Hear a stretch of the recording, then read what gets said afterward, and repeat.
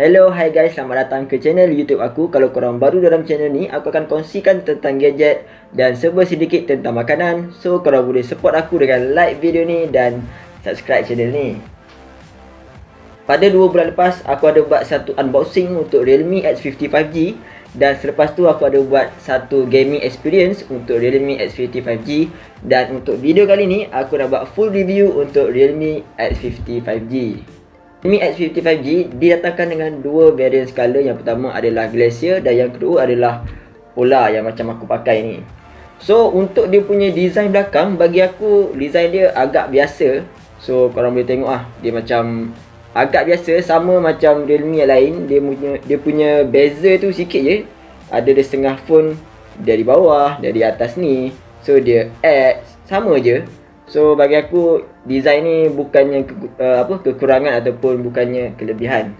Tapi apa yang best dengan phone mid-range ni, bila korang pegang dia, korang terasa seperti korang pegang phone premium. Sebab dia menggunakan pelindung gelas kaca jenis Corning Gorilla Glass 5 di bahagian belakang dan juga di bahagian depan. So bukan tu saja, dia punya frame pun diperbuat daripada aluminium frame. So bila korang pegang, memang terasa seperti korang pegang peranti flagship. Realme X50 5G ni dia menggunakan skrin yang bersaiz 6.57 inci LCD dengan aspek ratio 29.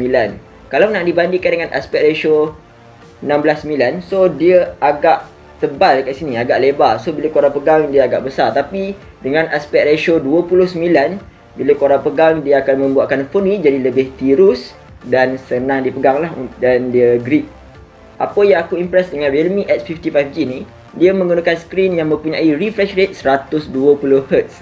So bila korang scroll anything, bila korang scroll Facebook ke apa ke, dia akan bagikan korang satu pengalaman yang lancar untuk korang scroll. Dan bila korang scroll any apps yang support refresh rate yang tinggi. Tapi aku pelik kenapa smartphone sekarang dia tak didatangkan dengan option yang kita boleh pilih antara 60Hz, 90Hz dan 120Hz. Disebabkan bagi aku beza antara 120Hz dengan 90Hz adalah tak jauh sangat. So bagi aku dia sama saja. Dan kalau kita nak jimat tenaga, kita better untuk pilih 90Hz. So untuk phone ni, korang tak dapat nak pilih 90Hz. Korang hanya boleh pilih antara 60Hz dengan 120Hz. So bila korang main game, bagi aku lebih prefer untuk guna 120Hz untuk mendapatkan maximum refresh rate untuk game tu.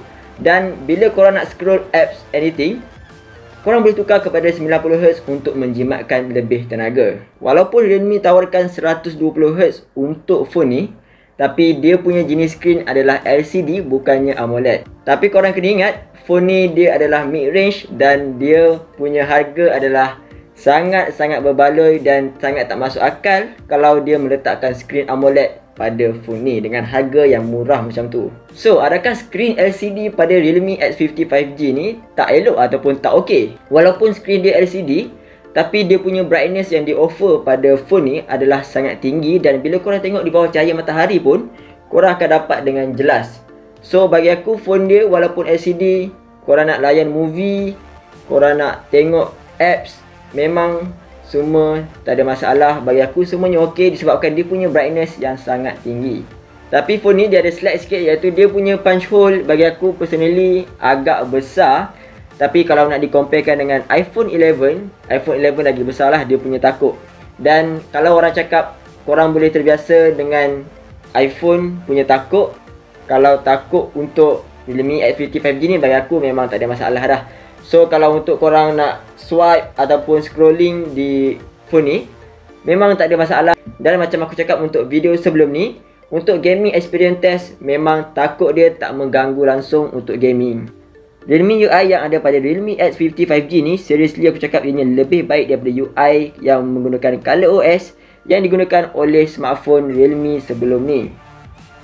Dengan adanya fungsi swipe down phone notification panel, memang itu sangat membantu. Dan UI ni dia kelihatan seakan-akan stok Android. Tapi masih kelihatan tidak matang seperti UI yang lain. Contohnya One UI yang ada pada peranti Samsung. Dan aku memang suka One UI yang ada peranti Samsung. Senang diguna dan senang untuk faham. Dari segi chip pula, dia menggunakan chipset mid-range yang paling hebat setakat ni, iaitu Snapdragon 765G yang sudah tentu ianya support 5G. Jadi untuk AnTuTu benchmark variant 8GB RAM bersama 128GB storage dengan UFS 2.1, ia mendapat markah dalam lebih kurang 314,000 markah. Sememangnya antara paling tinggi dalam kelas peranti pertengahan sekarang, akan tetapi masih lagi di bawah Pocophone F1 yang menggunakan chipset Snapdragon 845. Dan surprisingly hampir on par dengan Galaxy Note 9 Exynos 9810. Pada penggunaan harian aku untuk multitasking, tukar-tukar apps, media sosial, gaming, semuanya berjalan dengan lancar. Untuk variant 8GB RAM ni, dia boleh support sehingga 8 aplikasi dalam satu masa. Apabila dibuka aplikasi yang ke-9, aplikasi yang 9 terkebelakang perlu di-refresh balik ataupun rerun balik dia punya aplikasi. Bagi aku, boleh maintain dalam 8 aplikasi dah memang lebih daripada cukup untuk penggunaan harian kita. Dari segi read and write data pula, memang tak boleh lawan flagship, sebab flagship sekarang pun dah pakai UFS 3.0, malah 3.1 pun ada tak silap aku.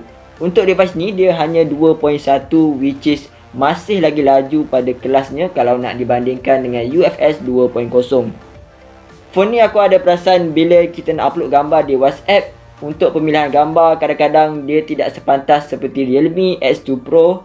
Ianya masih ada sedikit loading. Tapi secara overallnya memang baik untuk digunakan. 8 aplikasi dibuka secara serentak tanpa perlu di-refresh balik. Itu adalah satu perkara yang perlu dianggap hebat pada phone yang bertaraf mid-range ni. Dari segi kamera dia, depan dan juga belakang, hasil gambar dia boleh diterima kecuali dia punya macro shot yang sangat-sangat tak cantik tu. Sama seperti smartphone yang lain yang ada macro shot memang tak cantik lah. Gambar pada Realme X50 5G ni kelihatan lebih vibrant dan juga lebih kontras. Dan sebenarnya aku memang suka jenis yang macam tu, sebab bila aku keluarkan phone, aku boleh take a shot dan boleh terus post di media sosial. So dia lebih senang lah. Tapi korang jangan risau, korang boleh aktifkan dia punya chroma boost tu kalau korang jenis yang suka main color ataupun edit menggunakan Lightroom selepas korang ambil gambar tu. Dan ini aku nak puji Realme, dia memasukkan satu ultra wide camera di bahagian selfie. So bagi aku dia memudahkan untuk aku nak ambil gambar ramai-ramai untuk selfie. Apa yang aku tak suka kamera yang ada pada Realme X50 5G ni adalah phone ni dia tak ada OIS. Disebabkan phone ni tiada OIS, jadi mengambil video dari phone ni adalah sedikit bergegar dan korang disarankan untuk rekod menggunakan tangan yang sangat-sangat stabil. Walaupun kamera dia support sehingga 4K 30 frame per second dan Full HD 60 frame per second, dan kamera hadapan dia hanya Full HD 30 frame per second saja. Tapi korang boleh aktifkan Ultra Steady ataupun option lebih tinggi iaitu Ultra Steady Max. Untuk 4K korang tak dapat nak gunakan feature ni. So itu adalah sedikit kekurangan dia. Okay, jadi ini adalah front facing camera 1080p 30 frame per second. So the audio is from phone ni lah sendiri. Dari segi audio dia hanyalah menggunakan mono fairing speaker, dan trust me, rasa dia biasa-biasa saja. Kalau dimaksimalkan dia punya volume, memang bunyi dia akan pecah dan memang tak syahdu langsung. Tapi kalau korang guna external device seperti earbuds, earphone ataupun bluetooth speaker, phone ni dia support Dolby Atmos. That's why aku lebih gunakan earbuds dan speaker kalau aku nak dengar lagu daripada Realme X50 5G ni. Kalau korang nak tahu aku pakai earbuds apa, korang boleh check di dua video sebelum ni, ataupun korang boleh klik saja di link di description di bawah.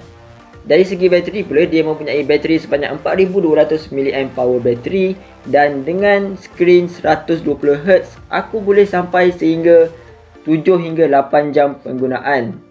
Dan ia sangat-sangat memuaskan.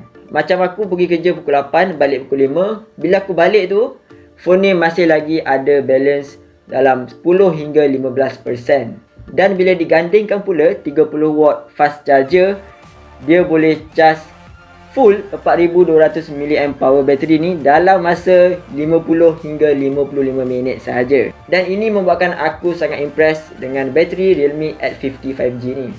Macam aku banyak puji pula Realme X50 5G ni. Okey, jadi tak apa, aku akan simplikan apa yang aku tak suka tentang Realme X50 5G. Benda yang aku tak suka first adalah dia punya punch hole. Bagi aku punch hole dia sangat besar, tapi kalau nak dibandingkan dengan iPhone 11 lagi besar lah. So aku lebih suka untuk dia kurangkan ketebalan dia punya takuk ni.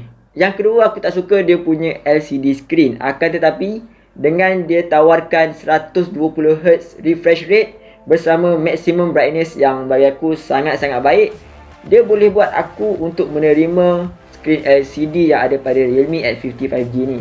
Dan benda yang ketiga yang aku tak suka adalah dia punya speaker, iaitu dia hanya mono firing speaker. Dan bila aku daripada pengguna flagship, bagi aku speaker dia hanya biasa-biasa saja. Tapi kalau korang dari pengguna mid range, korang boleh terima dia punya speaker ni. Yang keempat adalah dia punya UI. Aku bukan nak kata yang aku tak suka dia punya UI, tapi disebabkan aku dapat rasakan bahawa Samsung UI tu ataupun One UI tu adalah lebih baik berbanding Realme UI ni. Tapi disebabkan harga, memang korang tak dapat nak rasa experience One UI tu dengan spek yang dia bagi sekarang. Akan tetapi korang percayalah, Realme UI ni pun senang nak faham dan senang untuk diguna. Tapi One UI lagi senang. Benda yang kelima yang aku tak suka adalah dia punya kamera. Kamera dia tiada OIS. Bagi aku, OIS ni penting untuk mengambil gambar yang cantik dalam pada waktu masa yang singkat. So, bila aku tengok benda tu dan aku rasa, cantiknya. So, aku nak keluarkan phone, aku nak tangkap gambar cepat dan aku masukkan dalam poket. Tapi, bila phone ni tiada OIS, korang nak keluarkan phone, korang kena steadykan tangan macam-macam, kena staykan dulu dan baru snap. So, dia akan membazirkan masa korang. Dan kalau tangan korang shaky sedikit, memang korang kena retake balik. Dan maybe korang akan terlepas benda tu ataupun pemandangan tu. So, that's why aku prefer untuk ada OIS pada kamera. Aku bukan bercakap tentang kualiti gambar. Kualiti gambar dia, kalau korang tangan korang steady, memang kualiti gambar dia cantik. Yang aku bercakap adalah tentang kepantasan dan kecekapan phone ni mengambil gambar. Bagi aku, kepantasan dan kecekapan untuk ambil gambar adalah sangat penting kalau korang yang jadi suka ambil gambar lah. So, setakat itu saja untuk review Realme X50 5G ni. Kalau korang suka video ni, jangan lupa untuk like, komen dan subscribe aku punya channel. Please support aku dan jumpa lagi di video yang akan datang. Terima kasih kerana menonton. See ya.